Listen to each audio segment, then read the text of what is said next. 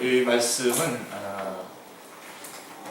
교회의 성도와 목회자와의 관계에 있어서 교회에서 아주 중요한 내용들을 말해주고 있습니다. 지난주 거랑 연결해서 생각할 때 그렇습니다. 지난주에 저희가 1장 11절 말씀에서 사도 바울이 뭔가 내가 나눠줄 것이 있다 이렇게 얘기했지 않습니까? 근데 오늘 12절 말씀은 이는 곧 내가 너희 가운데서 너희와 나의 믿음으로 말미암아 피차 안위함을 얻으려 합니다. 이렇게 하면서 나도 받을 게 있다. 내가 11절은 줄 게 있다고 말했는데 12절은 받을 게 있다는 겁니다. 자, 사도 바울이 로마에 있는 성도들을 11절에서 보기를 간절히 원하는 것은 어떤 신령한 은사를 너에게 나눠주려 함이라 라고 말씀했는데요. 그런데 이어지는 12절은 얻으려 함이라 라고 말씀하고 있습니다. 나눠주려 함이라, 얻으려 함이라. 사도 바울은 나눠주기 위해서만 로마에 가는 것이 아니라 자신도 얻기 위해서 가려는 것이라고 말씀하고 있습니다. 이게 제일 아주 교회에서 이게 참 중요합니다. 자, 목회자란 이처럼 나눠줄 신령한 은사를 갖고 있어야만 합니다. 항상 언제든지 말씀을 가지고 항상 복음을 항상 제시할 수 있어야 되고요. 그거밖에 줄 게 없습니다. 다른 거는 요구하시면 안 됩니다. 자, 나눠주려 한다라고 하는 말은 목회자로서는 한없이 부러움을 느끼게 합니다. 그래서 이렇게 할 수 있는, 그래서 저는 나름대로 만약에 원한다면 화살을, 요한계시록을 아니면 성령에 대해서 아니면 하여간 어떤 거든지 주어지기만 하면, 제목이 어떤 거든지 주어지기만 하면 저는 할 마음이 있습니다. 요새 제가 한 선교단체에 개척을 했거든요. 복음에 대해서 개척을 해놨는데 요청이 많이 옵니다. 복음에 대해서 강조 좀 하고, 또 똑같은 그 복음을 얘기하면서 그 안에서 율법을 얘기하거든요. 그래서 또 복음과 율법 해가지고 또 강의가 또 계속 되어 있더라고요. 그래서 그것도 또 부탁하기는 좋다고. 그러니까 어쨌든 이렇게 줄 것이 있는, 나눠줄 것이 있다. 자, 근데 피차 안위함을 얻으려 함이라 12절은 말씀하고 있는데, 이것은 사도로서의 권위가 아니라 친밀한 형제애를 느끼게 합니다. 이것은 성도의 교제입니다. 그래서 오늘 아침에 제가 말씀을 전하면서 주제와는 조금 벗어나서 세 가지 말씀드렸죠. 교회에 올 때 어떻게 하라고 했죠? 그러니까 오늘 여러분들이 이제 이렇게 오늘 예배를 다 마치고 난 다음에, 성경 공부도 마치고 난 다음에 여러분들이 이제 생각을 하는 거예요. 월요일날 혹은 수요일날 혹은 금요일날 혹은 주일날 교회 갈 거를 생각을 하면서, 예배를 드릴 걸 생각하면서 제일 먼저 내가 하나님 앞에 드릴 게 뭔가, 뭘 드려야 되나 하고서는 생각을 하고, 그 다음에 잊어버렸죠. 그 다음에 누구와 함께 갈까? 누구와 함께 가는 게 좋을까? 특별히 안 믿는 사람을 같이 손을 잡고 데리고 오는 게 좋겠죠.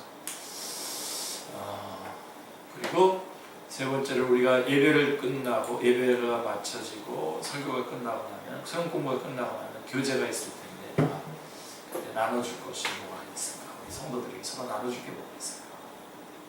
그래서 이렇게 이제 바로 이게 성도의 교제죠. 이런 그러니까 받기만 하는 것이 아니라 나눠줄 것이 있고, 또 나눠주기만 하는 게 아니라 받을 것이 있는 거죠. 서로 피차. 그래서 여러분, 교회는 그래서 한 사람 한 사람이 굉장히 중요한 겁니다. 그러니까 여러분 한 사람이 있는지 없는지 모르는 그런 교회는 사실은 교회가 아니죠. 그래서 이제 그거를 교회가 아니면 안 되니까 교회를 많이 나눠놨죠. 이렇게 셀로 이렇게 나눠놨죠. 근데 이제 셀로 나눠놓다 보니까 셀 리더의 그 수준이, 리더의 질이 또 달라요. 그래서 어떤 셀은 또 좋고 어떤 셀은 또 안 좋고 그런 일들이 일어나고 하는데 그런 것보다는 이렇게 우리 교회가 지금 참 좋은 겁니다. 이렇게 서로 나눌 수 있고, 그다음에 우리 중에 누가 어려움이 있으면 함께 같이 돕고, 또 누구 중에 문제가 있으면 그 문제를 가지고 서로 뭐 한번 대판 싸우든지 해가지고 그 안에서 같이 이렇게 해결해 나가고 하는 전염성 있는 제가 공동체 지난번에 말씀드렸는데 그렇게 그런 역사가 우리 안에서 일어나야 됩니다. 그래서 하여간 여러분들이 계속해서 성숙해 나가야 되겠죠. 자, 그래서 12절 말씀을 보십시오. 이제 이는 곧 내가 너희 가운데서 너희와 나의 믿음으로 말미암아 피차 안위함을 얻으려 함이라. 이는 곧 내가 너희 가운데서라고 하는 표현을 보면 사도 바울이 설교를 마치고 내려와서 노예들이 많은 비중을 차지하고 있었던 것으로 여겨지는 로마의 형제 자매들의 손을 일일이 잡아주면서 친밀한 교제를 나누는 광경을 연상하게 됩니다. 그가 권위에 이렇게 말씀을 전하는 그런 권위 있는 자리에 있었다가 설교가 끝나고 내려와서 연약한 사람들과도 같이 다 악수하면서 인사를 나누는 그런 모습입니다. 그래서 일방적으로 내가 너에게 줄 것이 있다라고 하는 어떤 그런 권위가 있었지만 또 내려가서 그들의 손을 붙잡고 같이 나도 너의 도움이 필요하다라고 말하는 그런 모습을 보게 됩니다. 그래서 11절 말씀만 대하게 되면 사도 바울은 너무나 권위가 있어서 감히 접근할 수 없는 분처럼 보입니다. 사도 바울은 우뚝 서 있고 성도들은 그 앞에 무릎을 꿇고 앉아 있는 모습이 연상이 됩니다. 그러나 12절은 서로 섬기고 있는 아름다운 공동체를 대하게 되는 것입니다. 사도 바울은 더 이상 그들 앞에서 굴림에 있는 자세가 아니라 삥 둘러 앉아서 삥 둘러 앉은 그 무리 가운데에 끼어 있는 그런 모습을 보게 되는 것입니다. 이게 여러분, 이 모습을 여러분들이 만들어 주셔야 됩니다. 이게 사실은 목회자가 하면서 나 권위 세워줘야 돼 그래서 막 권위 그러면은 정말 우스워지죠. 여러분들이 세워주시고, 그러니까 예를 들면 세워주는 방법도 하나예요. 여러분들이 강단에서 나온 어떤 말이든지 그것이 광고 시간에 한 말이라도 딱 붙잡고 그대로 순정해내고 그러는 모습들을 보이면 멋있죠. 그러면 권위가 세워지죠. 그런가 하면 또 그러다가 또 밑에 들어가서 같이 DVD 하고 같이 게임을 하고 그렇게 하더라도 같이 등싸대기도 같이 막 등도 막 때리면서 미리미리 또 막 때리기도 하면서 할 수도 있는 그런 그러면서도 전혀 권위는 손상이 되지 않는 그런 아주 중요하겠죠. 그게 바로 그런 공동체가 되기를 원하는 것입니다. 그래서 여기에서 우리는 참다운 초대교회의 모습을 엿볼 수 있습니다. 말씀에는 신적 권위가 있었습니다. 그러나 교제에는 막힘당이 없이 서로 섬기는 사랑의 공동체를 이루고 있었습니다. 그래서 제가 여러분에게 좀 현재 우리 교회 상황에서 말씀드리고 싶은 것은 어떤 사람에 대해서 여러분들이 관심을 서로 끊는 그런 관계에는 아주 위험한 겁니다. 네. 여러분들이 뭐 몇 번 이렇게 서로 이야기를 나눴다가 내 의견이 안 먹힌다 싶으면 관계를 끊어버리는 그런 거는 아주 위험한 겁니다. 싸워서라도 여러분 우리 부부도 부부 싸움을 하잖아요. 뭐 별로 서로 사랑하지 않는다면 싸울 필요가 뭐가 있습니까? 사랑하고 기대를 거니까 싸우는 거죠. 여러분 그 싸움 자체를 위험하게 생각하지 마시고, 그러나 그 싸움을 통해서 여러분들이 성령님 안에서 정말 사랑하기 때문에 전에 김수환 추기경, 돌아가신 김수환 추기경이 한 이야기가 저 지금 기억나는데, 매를 때릴 때 때린 사람이 맞는 사람보다 때린 사람이 더 아파야 그게 사랑이 나는 거예요.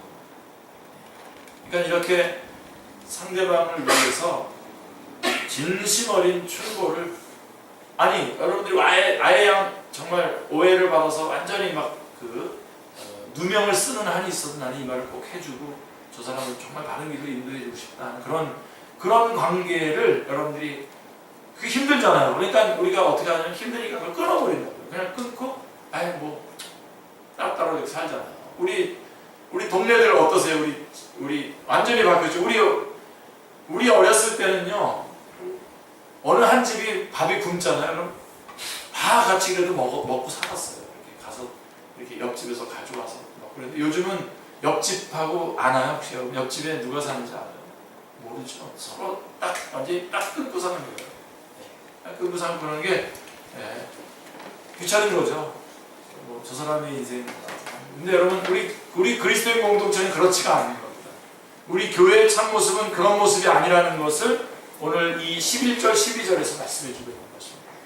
그래서 여러분들 그런 면에서는 아까 우리 오전에 우리 말씀 배운 것처럼 성령님이 여러분 안에서 역사하셔서 아까 우리 찬양 가운데도 그런 내용이 나오는데 이렇게 성령님의 역사하심을 따라서 여러분들이 그런 담대하게 용기 있게 이런 일들을 감당해내시고 아무도 말 안 해주면 이거 안 돼요. 서로. 그리고 우리 안에서 이런 공동체의 모습이 이렇게 진행이 되면 자연적으로 새롭게 형성되시는 분들도 같이 그런 분위기를 같이 탈 수가 있는 거죠. 그래서 교회는요 거룩한 공동체가 아닙니다. 거룩을 향해서 가는 공동체죠. 네. 그렇기 때문에 중간에 보면은요 어떨 때는 세상보다도 더 더러울 수도 있어요. 더러운 모습들이 드러날 수도 있어요. 더 이해되지 않는 모습들이 드러날 수가 있지만 그러나 그게 끝이 아니에요. 거기서 딱 선을 딱 그어서 서로 낙인 찍지 마세요. 제가 요즘에 그 인터넷을 통한 그런 SNS상에서의 그 중에 가장 큰 폐해가 뭐냐면요. 일단 자기와 의견이 다르면 딱 상대방을 낙인을 딱 찍어놓고 시작해요. 이야, 진짜 무섭더라고요. 그래서 저는 이제 그런 게 익숙하지 않아서 그러거나 말거나 또 그냥 막 하시는 분들도 있는데 그러면 그 다음에 어떤 말도 하기가 어렵더라고요. 딱 낙인을 찍으니까 너는 그런 사람, 너는 개독교 목사 목사라고도 안 돼, 먹사 딱 찍어놓으면은 그 다음에 할 말이 없더라고요. 뭐라고 이 사람에게 어떤 말부터 시작해야 되나. 그런데 여러분 정말 여러분 우리 교회 공동체는 어떤 사람도 낙인을 찍지 마. 아멘. 낙인을 찍으면 여러분 그거는 하나님의 우리 다시 한번 제가 전에도 한번 제시했는데 한번 다시 한번 해볼게요. 야고보서 4장 한번 가보세요. 4장 12절인가요?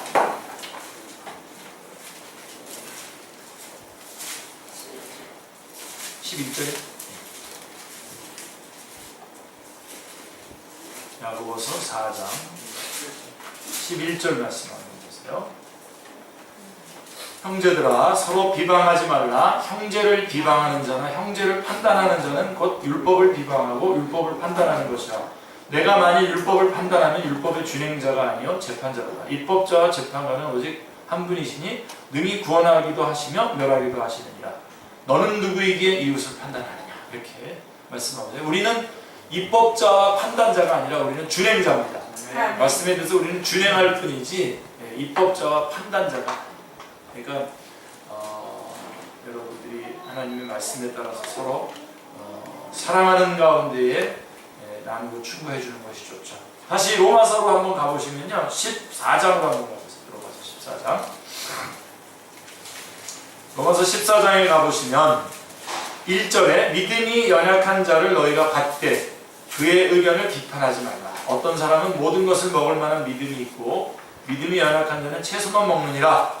그 다음에 13절에 가보세요. 그런즉 로마서 10장 13절 그런즉 우리가 다시는 서로 비판하지 말고 도리어 부딪힐 것이나 거칠 것을 형제 앞에 두지 아니하도록 주의하라. 이렇게 나오죠. 그 다음에 이게 1단계가 14장 1절이 1단계 일단은 비판하지 말아야 되고 2단계는 걸림돌을 놓지 말아야 되고 3단계가 뭐냐면 하이라이트입니다. 이게 그리스도인 공동체 안에서 하이라이트 15장 1절에 보면 믿음이 강한 우리는 마땅히 믿음이 약한 자의 약점을 담당하고 자기를 기쁘게 하지 아니할 것이라. 우리 각 사람이 이웃을 기쁘게 하되 선을 이루고 덕을 세우고 갈지니라. 그러니까 우리가 결국 어디까지 자라가야 되냐면 상대방을 기쁘게 해주는 자리까지 가야 돼요. 그러니까 여러분들이 이 교회의 주인은 예수님이죠. 하나님이십니다. 근데 여러분들이 제가 이제 주인이 되어달라고 하는 그런 말을 한다는 거는 그래서 뭐 예수님도 제끼고 마음대로 하라 그런 얘기가 아니라 여러분들이 교회 주인이 되어야 되는데 바로 교회에서 여러분들이 항상 여러분들이 주관하는 그런 입장에 서 계시는 것이 맞습니다. 그래서 여러분들이 여러분의 그 수준의 나이에 맞게 그래서 큰 언니가 되어주기도 하시고 큰 뭐 형도 되어주시고 그러면서 이렇게 품을 딱 가지고서 여러분들이 이렇게 섬겨. 그래야 여러분 새로운 사람이 또 여기 와서 훈련을 받고 선교지로 또 나가고 하는 그런 역사들이 일어납니다. 그래서 특별히 여러분 낙인 찍지 마세요. 낙인 찍지 말고 또 여러분 저에 대해서도 마찬가지예요.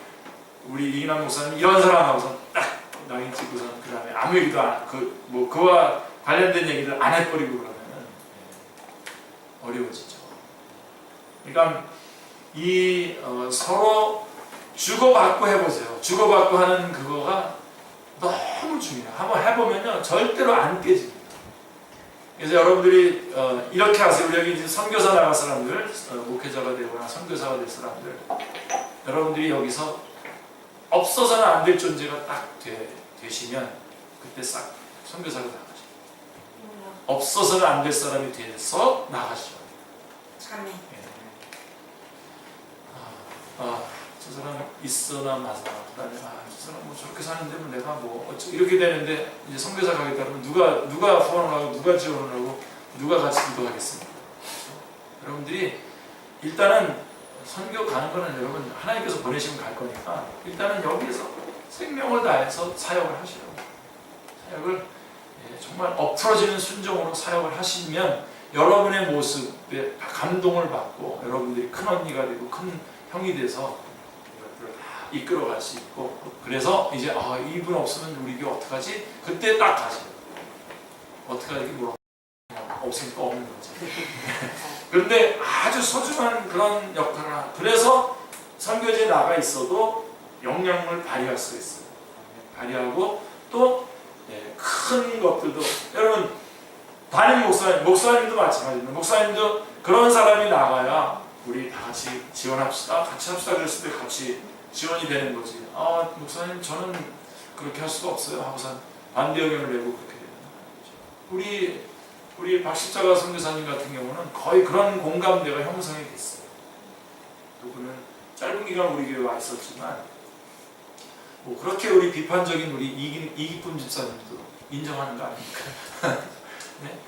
그렇구나. 저분은 하여간 뭐 자기가 막 수요일이든 교회 모임이면 제일 먼저 와가지고 다 준비하고 연습하고 그렇게 하고 그러고선 또 막 안 나온 사람들 막 자기가 목회자처럼 막 그렇게 정말 내가 볼 때 좀 오버하는 거 아닌가 하는 그런 정도로 그렇게 하시고 가야 되겠습니다 했을 때 가야지. 모든 사람. 지금도 우리가 여러분들이 같이 다 지금 그 선경금을 그분을 위해서 다 드리지는 못하고 있다고 하더라고요. 어쨌든 매달 정한 이렇게 후원하고 기도할 때마다 뭐 하루에 한 번 이상 저는 뭐 계속 그분하고 지금도 교제를 하는 거라서 제가 카톡을 이렇게 글씨 같은 것들을 좀 정리해서 보내야 되는데 그냥 확 보냅니다. 읽고서는 지우라고 읽고선 지우도록 그렇게 하고 있습니다. 그래서 보고 싶다고 그러면 정말 보고 싶어요. 그런 그 모습이 아주 중요해요. 그래서 그게 어떻게 형성되냐면 주고받는 거예요. 여러분 우리 박시정 선교사님 같은 경우는 제가 어디 선교지 나가잖아요. 본인도 필요하잖아요. 돈이 많이 필요한데 항상 제가 그래서 사진까지 찍어놨어요. 거기다 봉투에다 저한테 항상 제가 이렇게 잠깐 나가더라도 항상 이렇게 준비해가지고 이렇게 하니까 막 몇백만 원 들어있을 것 같지만 거의 아주 조금만 돈은 조금이지만 항상 이렇게 드리면서 똑같이 하셨어요. 그러니까 그런 것들이 여러분들이 그걸 배워요. 그래서 주고받는 주고받는 이런 것들이 아주 중요합니다. 그래서 항상 그러니까 여러분들은 항상 줄 것이 있는. 내가 여러분 비밀 하나 알려드릴까요? 여러분들이 주기 시작하잖아요. 주는 거에 조금 더 부족함이 없도록 계속 공급이 들어오죠. 주는 거에 관계없이 줄 때는 공급이 들어와요. 근데 받잖아요. 받으면 받는 거에 관심이 있다가 완전 쪼그라들어요. 그래서 여러분 있는 것에서 하여간 그러나 저러나 하여간 제일 먼저 일단 하여간 뭘 줄까 그랬을 때 여러분 일단 냉장고나 옷장을 한번 열어보세요. 옷장하고 냉장고 열어보시면 어떤 분이 20조인가 냉장고에서 그냥 그대로 있다가 사뒀다가 그냥 썩혀서 그냥 쓰레기 다시 그냥 음식물 쓰레기로 나가는 것들을 계산을 해봤어요. 그래서 그분 자기가 대통령 되면 그거 먼저 그 다음에 옷장 안 입고 계속 있는 옷들 이렇게 선물하고 옷장만이 아니라 신발장 열어보시면 자, 그래서 이런 공동체의 모습을 주님을 따르는 무리들에게서도 볼 수가 있는데 산상수훈을 들은 무리들의 반응이 어땠나 보시죠. 산상수훈 아시죠 여러분?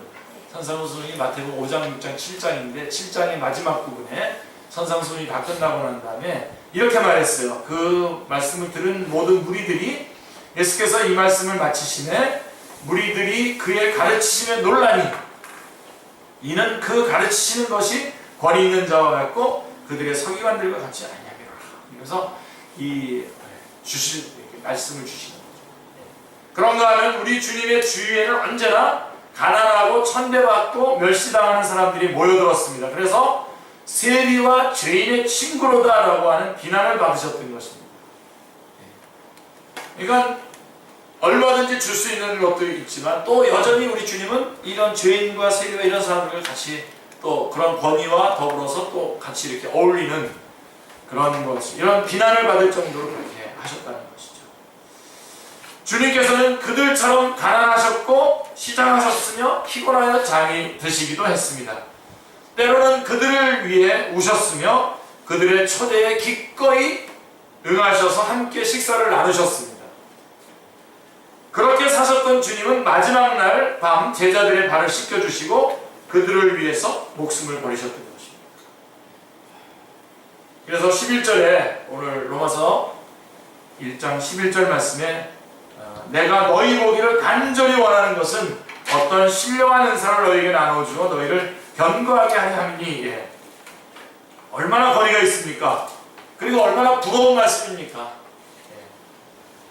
자, 지금이라도 여러분 우리 이경문 형제 한번 나와서 하나님의 말씀 한번 해보십시오. 여러분 딱 가지고 있었던 물맷돌, 물맷돌이 딱 있어요. 그래서 쫙 얘기하는 거예요. 이 말씀을 전하고 싶어서 막 미치겠는 정도가 돼야 돼요. 우리가 미치겠어 가서 선교지에 가서 선교지에서 전하니까 말이 다르니까 말 빨리 배워야지. 그래서 그런 사람 말 빨리 배워요. 그 필요와 그 절대적인 그런 갈망이 있어야 되는데 이것이 하나의 나의 삶의 방법이고 그냥 이렇게 뭐 그런 거라면 안 배워지죠. 그게 또 빨리빨리 들어오겠습니까? 자, 오늘 여기 안 계신데 우리 김희경 집사님 저는 좋아하는 남자 지금 그분이 남편인데 이런 사람이 딱 생기니까요. 우리가 선교지에 가서 불러야 될 노래가 30곡 정도 되는데 영어 노래예요. 근데 우리가 늦게 참여했어요. 제가 가르치는 성경공부 두 팀이 합작을 해서 같이 선교지를 간 거예요. 제가 이쪽에도 성경공부 가르치고 이쪽에도 가르치는데 함께 해가지고 선교지를 갔거든요. 근데 이쪽 팀에서 그 찬양을 준비했고 찬양 인도자였고 우리 조집사님이 우리 자매는 이제 그때 우리 팀은 이제 뒤에 딱 참여를 했는데요. 좋으니까요. 그 30곡에 되는 영어로 싸게 오더라고요. 잠깐 동안 다 싸게 오더라고요. 그런 거구나. 공부 열심히 하라고 그럴 필요도 없어요. 딱 그런 필요가 생기면 하게 돼 있는 거예요. 이게 막 발동을 하는 거예요. 제가 볼 때 여러분들이 선교를 한다, 목회자가 된다, 혹은 전도자가 된다, 우리가 집사가 되고 이렇게 무슨 사역자가 된다고 했을 때 여러분들이 말씀을 전하고 싶은 막 그런 게 막 있어요. 여러분 그런 사람한테 성경 읽으라, 뭐 그런 좋은 책 사다, 그럴 필요가 없어요. 그렇게 하고 싶으면 사보는 거예요. 여러분 저 그 은행에 제가 다녔지 않습니까? 항상 이렇게 꽂고 다녔어요. 워키토키만 하고. 옛날에 그래요. 사람들은 제가 영어 공부하는 줄 알았는데요. 아니, 저는 영어 공부하는 게 아니라 제가 좋아하는 목사님 설교를 계속 들은 거예요. 제 이 말투나 뭐 이런 것들 다 이거 다 그분 선생님이에요. 그분이 어떤 본문을 잡았냐 그러면 이렇게 해서 이렇게 끝나구나 할 정도냐. 그래서 일부러 그 교회 옆으로 이사를 갔어요. 그 교회 옆으로 이사 가서 새벽마다 보고 저렇게 하는 거야. 좋으면 그렇게 돼요. 그러니까 이런 자, 그런가 하면 12절에 11절에서 그렇게 말했는가 하면 12절에서 이는 곧 내가 너희 가운데 너희와 나의 믿음으로 말미암아 피차 아니함을 얻게 하려 하는 12절을 통해서는 지극한 친근감을 대하게 됩니다. 떨어져 있으면서 그리워만 할 것이 아니라 어서 만나보고 싶다는 것입니다. 그런 사람 있죠, 여러분? 만나서 여러분에게 주신 은혜와 나에게 주신 은혜를 서로 나눔으로써 피차 용기를 얻고 싶다는 말씀입니다. 밤새도록 얘기하고 있죠. 우리 창권 형제도 그런 사람 중에 하나일까요?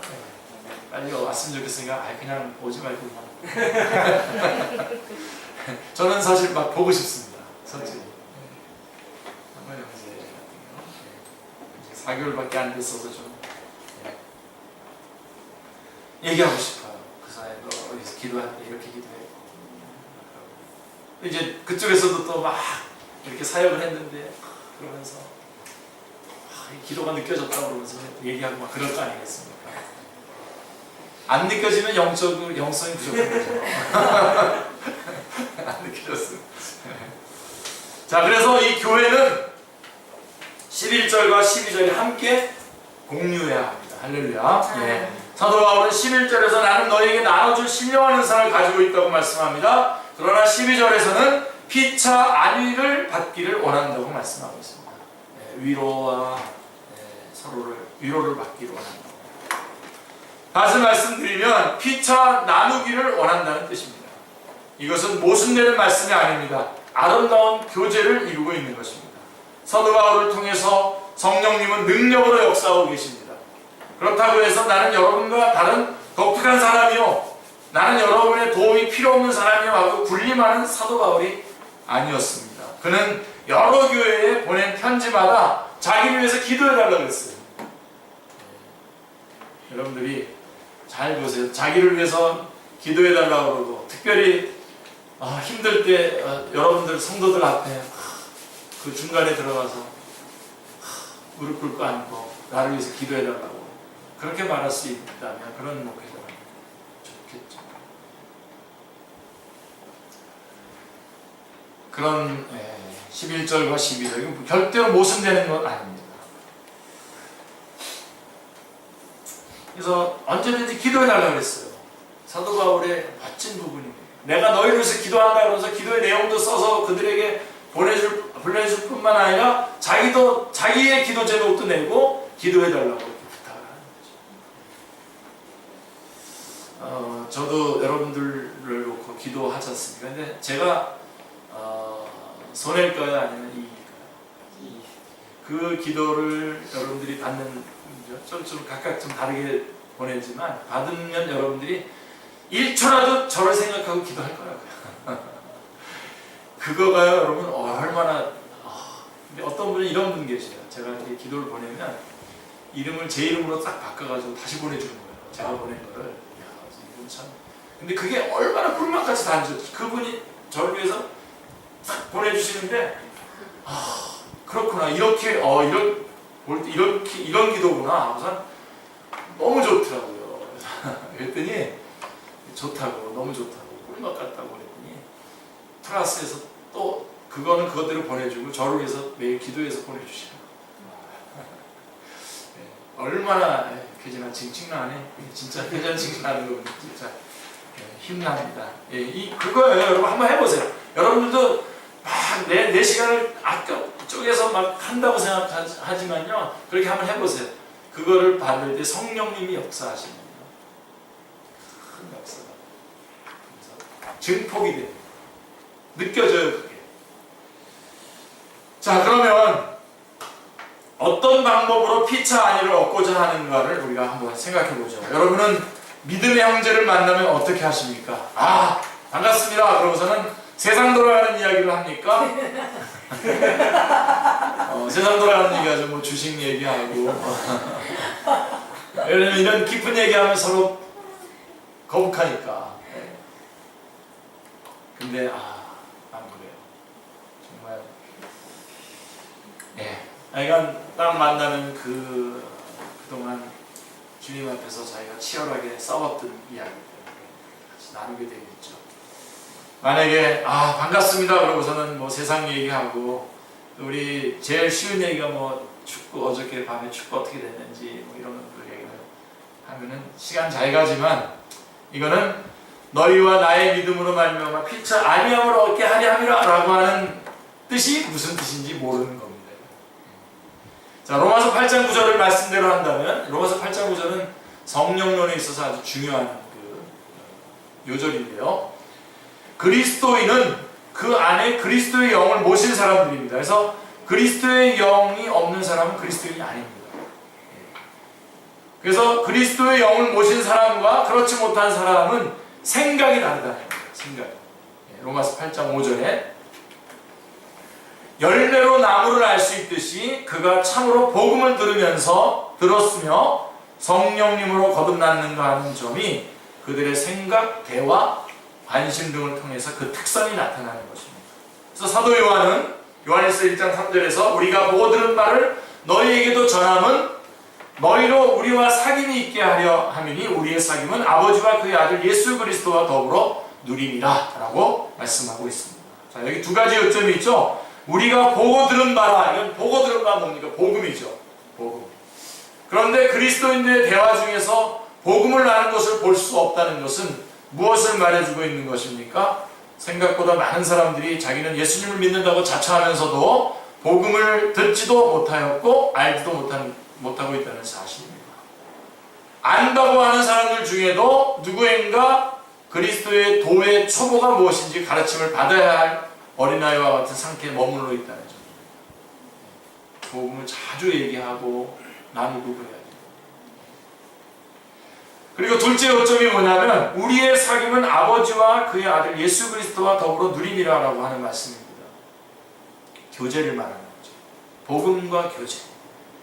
이는 마치 주님께서 엠마오길의 두 제자의 식탁에 함께 앉아 계신 장면을 연상하게 합니다.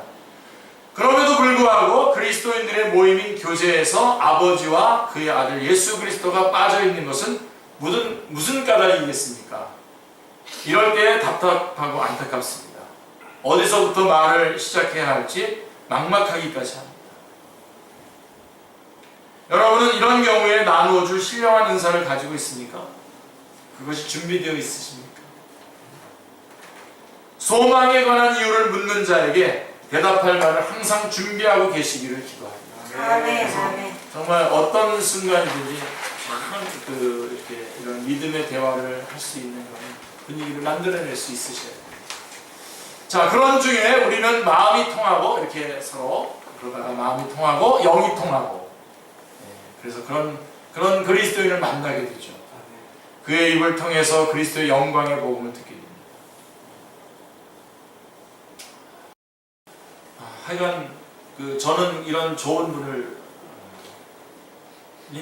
여러 명 있습니다. 그래서 만나면 제가 예배는 인도하고 예배를 드리고 끝나고 나면 그분이 저 혼자 그렇고 자기가 그 비전과 자기의 그 전문적인 거라고 저 혼자 놔두고선 칠판에다 설명을 합니다. 수백억짜리의 강의를 제가 혼자 듣는 거죠. 너무 그런. 그래서 뭐 쓸데없는 얘기 할 필요가 없어요.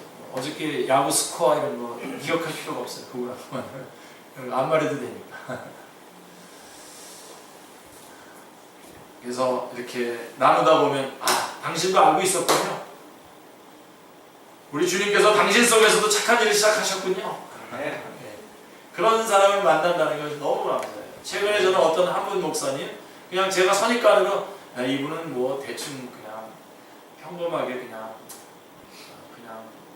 한국교회 한 목사님처럼 그냥 그런 설교 하겠지 이렇게 하다가 설교를 들었는데 복음이 살아있더라고요. 다윗과 요나단이 서로 막 불붙는 마음이 생긴 것 같이 그분에 대한 그런 마음이 생겼어요.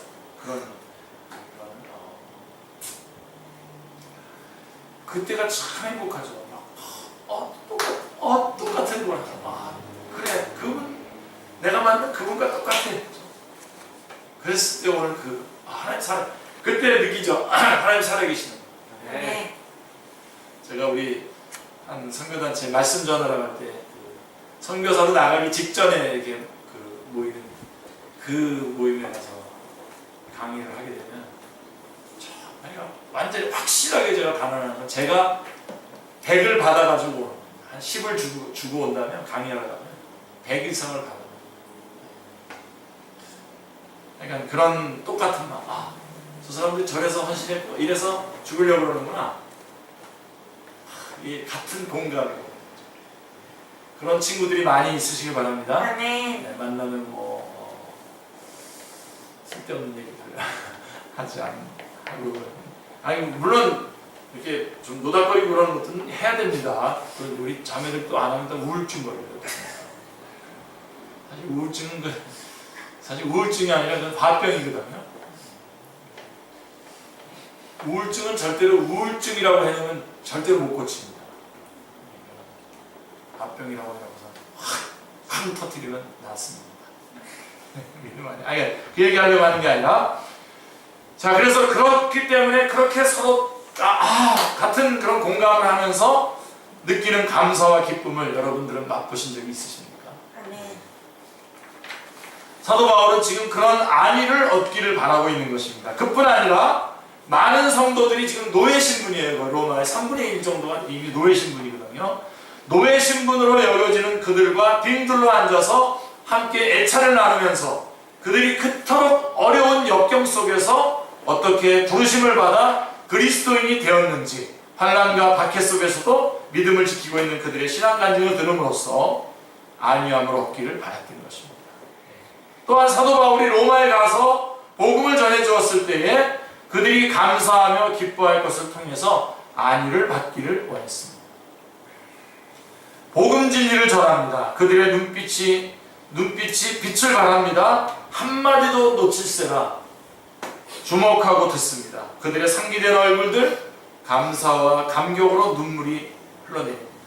어깨가 들먹거리며 흐느끼는 소리가 여기저기서 일어납니다. 말씀 들으면서 이럴 때에 설교자는 얼마나 큰 안위를 얻게 될 것입니까? 피차 안위함을 얻는 성도의 교제는 로마 성도에게만 국한된 것이 아니었습니다.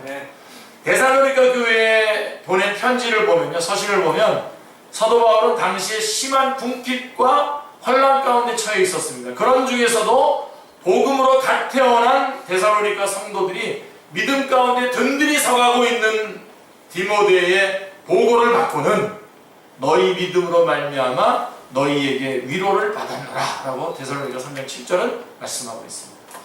자, 이런 맥락에서 11절에 나오는 신령한 은사는 하나님과 나 사이에 이루어지는 수직적인 교제요, 12절에 피차 안위함을 얻음은 성도 상호간에 이루어지는 수평적인 교제입니다. 이처럼 교회란 날줄과 씨줄로 짜여져가는 그런 공동체죠. 위로부터 둘 다 깨지만 둘 다 잘 돼야 됩니다. 하나는 되는데 하나는 깨지기 시작하면 안 돼요. 모든 목회자들이 성도들에게 신령한 은사를 나누어 주어 한 사람 한 사람을 견고히 세워주고자 하는 열망으로 가득 차 있게 되기를 기도합니다. 제가 그러기를 원합니다. 저와 우리 전사님이 이런 부분에 있어서는 책임지고 신명한 것들을 나눠주려고 수고하고 준비하고 노력하겠습니다.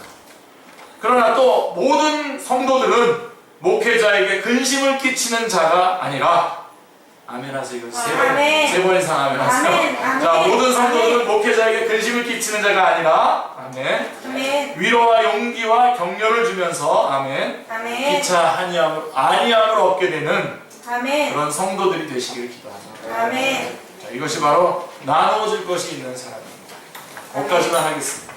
빚진 자는 다음 주에 이어서 하겠습니다. 그래서 우리 교회 공동체가 11절, 12절의 말씀이 같이 이루어지는, 말씀의 권위도 있고 그러나 우리 안에 따뜻한 친교도, 교제도 있는 그러한 아름다운 세 가지 다시 한번 기억할까요? 우리가 교회 올 때 무슨 생각하고 오라고요? 처음에는 하나님께 내가 뭘 드릴까? 그 다음에 누구와 함께 올까? 그 다음에 우리 성도들에게 뭘 서로 나눠줬으면 좋을까? 그런 마음을 가지고 오늘 그런 아름다운 공동체 되기를 원합니다.